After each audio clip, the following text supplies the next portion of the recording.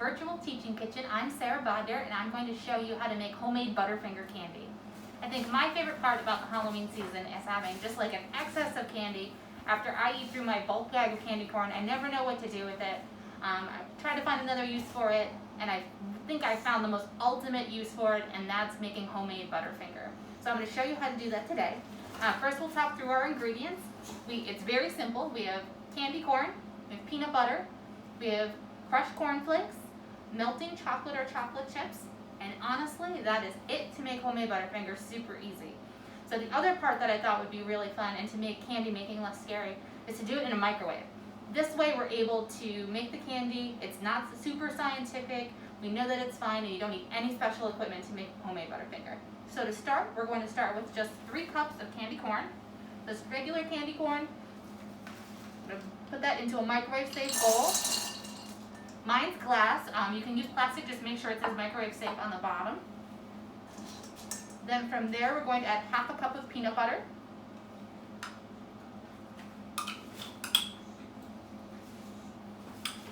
You can use peanut butter. If you want a different thing, you can use almond butter if you can't have peanuts.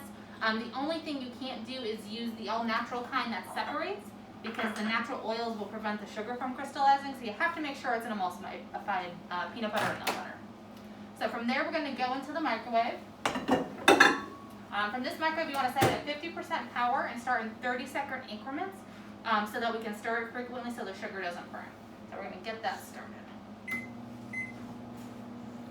While that is starting to melt, I'm going to show you the other pieces that we need to get set. To put your Butterfinger into a mold, you need an 8x8 inch cake pan. You can use disposable, that's what we're using today. If you have an aluminum cake tin, you can use that, or even a round. I just like the square because it helps me direct the lines so I can make really perfect looking Butterfinger. From there, you need 2 pieces of parchment. They're about 8 inches wide by about 12 or 13 inches long. The reason you need 2 is because you're actually going to make this really cool sling within your cake pan. I know it looks like there's a lot of extra edge, but it's actually going to help us lift when the candy is done and prevent a big sugar mess. So that is that. We have just a couple seconds left on our microwave. I'm going to open it up and show you what our candy looks like. Right now it doesn't look too much different. The peanut butter is a little melty. Candy corn is just starting to get melty. Don't worry, I promise it's going to turn into something that looks like Butterfinger. It's just going to take us a couple tries. So all you need to do, because the microwave does heat in spots and from the inside out, you just want to make sure you stir everything around really well so that the heat gets distributed. Make sure you don't leave any candy corn left on your spoon. And we're going to put it back in for another 30-second increment.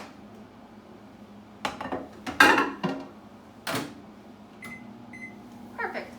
While that's back in the microwave, we're just going to do our other piece, which is our cornflake crunchies.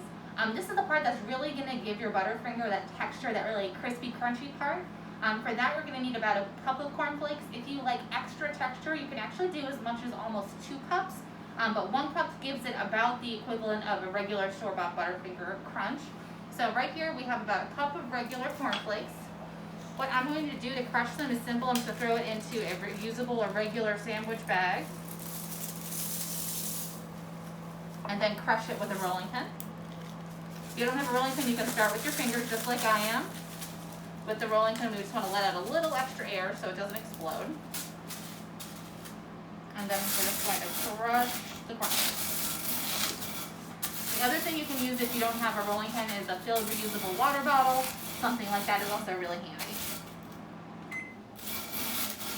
And you actually want to crush these really fine so that they have a nice crispy texture and you don't get big crunches. Great. So when those start looking like sand, they're ready. Our Butterfinger are now ready for round 2, so I can show you what they look like again. Right now they're looking a little meltier. They're starting to break up, they're starting to crunch. Peanut butter is more liquid. I know it's not looking like anything yet, but it's almost there. So we're going to do another 30 seconds. I think if I had to guess, we're going to have 2 more 30-second rounds before it is time to shape our Butterfinger.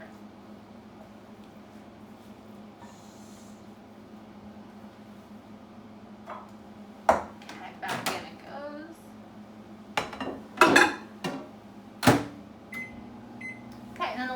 I could talk about while it's still melting is the chocolate.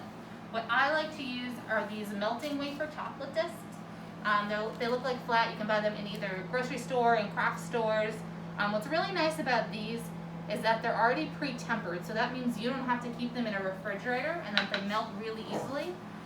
They're kind of a specialty item. They're not super hard to come by, but if you can't find these, you can always use baby semi-sweet mini chocolate chips, whole chocolate chips, anything like that. But to get them to set, you might have to put them in the refrigerator. So now that we've reviewed our pans and chocolate, our microwave just dinged and we are ready to look at our Butterfinger center. Looking at it now, it looks a lot different. Candy corn is definitely melted and smooth. The peanut butter is definitely incorporated in. It is definitely almost homogeneous and definitely warm, so definitely be careful. But it is looking great. So from here, what we do while it's still hot is we're going to take roughly our 1 cup of crushed cornflake and mix it right in while it's hot. And this is a really great time to have this rubber spatula. It really helps get into all the nooks and crevices and also help the sugar from sticking to the side of the bowl. If you don't have a rubber spatula, that's okay, but I would recommend either using a spoon sprayed with a little cooking spray or a little bit of cooking oil. Okay. Here comes the fun part for me. From here, I like to use my hands, so I'm going to put on a pair of rubber gloves. Mix this with my hands, and then we're going to press it right into our pan. So we want to get all of these crunchies. And be careful, I definitely have chef hands, so this is a little hot. So if you want to let it cool for about another 5 minutes, you can. Or you can just wear a second pair of gloves and then it will feel less hot. You won't get burned, it's just warm. Okay. So all of my crunchies are just about incorporated. It's kind of like fun candy Play-Doh. Okay, and from here I'm going to pick it up and put it into my pan. Get our bowl out of the way. And just use your fingers and press it into the pan. Like I said, if this is a little too hot, you can use the back of a spoon or a spatula. You want to work while it's warm, but if it's uncomfortable to you, we want to make sure this is fun. So if this is warm, just use the back of your spatula. Press.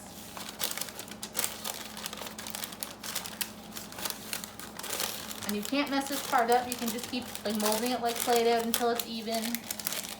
Press it down evenly. Get it right into the corner. Perfect. So from here, what you want to do is let it cool for 15 minutes. You don't want to put it in the fridge or anything like this because we want to get to a spot where we can cut it. So while this is cooling, I have like the Magic of TV version. This is one I did a little while earlier. Here it is perfectly cooled. This out of our way too. So now this is why we did that original parchment paper cradle. We actually are able to lift it up and it pops right out one piece. Now before I do that, the next part we're going to talk about is our chocolate. So you're going to take your 2 packages of melting wafers, roughly 10 to 12 ounces, or chocolate chips, and put it in the microwave. I'm just going to heat mine up and melt it a little earlier. So I just want to warm mine up. To do the chocolate, we can either decide to cut the bars into shapes, or if you want to make it very low maintenance, you can spread the chocolate around just on the top in one big brick and then cut them. It's up to you. One look is a little more polished, the other one's a little more fun. Just depends what you feel like.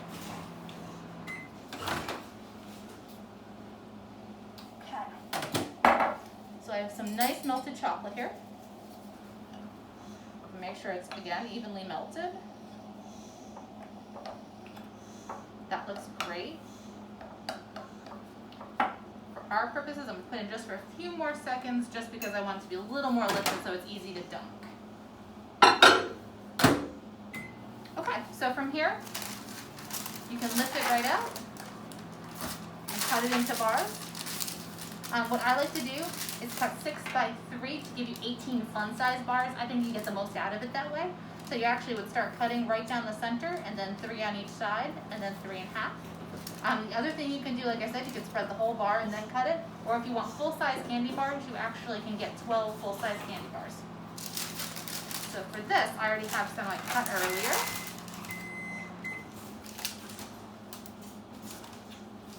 here are what the 6 by 3 candy bars look like. So this is the size of the 18 fun size bars that you would get. Our chocolate is coming out. It's pretty perfect. Stir it around.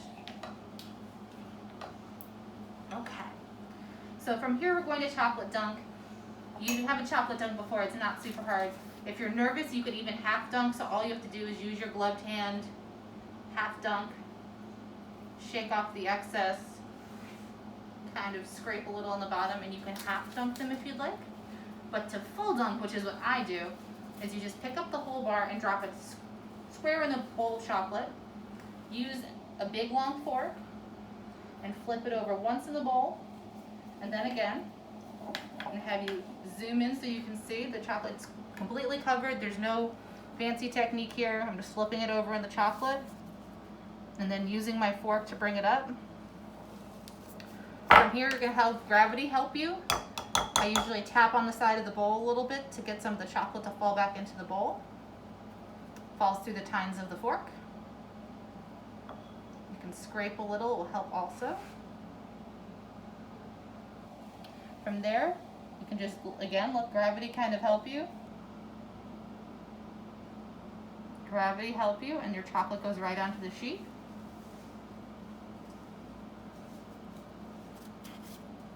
And then you just repeat and do it again. So I'm going to do it again just so you can see it. So drop it square in, nothing fancy. These are pretty sturdy. I'll hold my bowl so you can see it. Flip, flip. Lift it up. Tap it on the side of the bowl, let gravity kind of do the work for you. You can scrape a little off the side to help you going. A little extra there. And then let gravity also do the work until it hits your parchment lined baking sheet. So you can repeat those until they're all done. If you use the melting chocolate wafers, what's great about this is they will solidify at room temperature, so you don't have to put them into a fridge or a freezer. They're going to take a little longer at room temperature to harden, but from there you can keep them room temperature and just store them in a bag or an airtight container. If you use chocolate chips, you may, depending on the ambient temperature in your room, have to put them in the refrigerator. That's no big deal. They'll taste great. They just might start to melt a little when they come into contact with your fingers. So from there, that is your 4-ingredient recipe, how to make homemade Butterfinger from candy corn. I know I'm definitely going to buy extra so I can try it this year. Definitely check out the end result. We have some awesome homemade fun-sized Butterfinger and some more candy corn because I can't help myself. I hope you enjoyed today's posting. If you have any questions about any of the things that we're doing, definitely send in a chat or let us know. Thank you so much for coming in today. Take care, have fun, happy Halloween.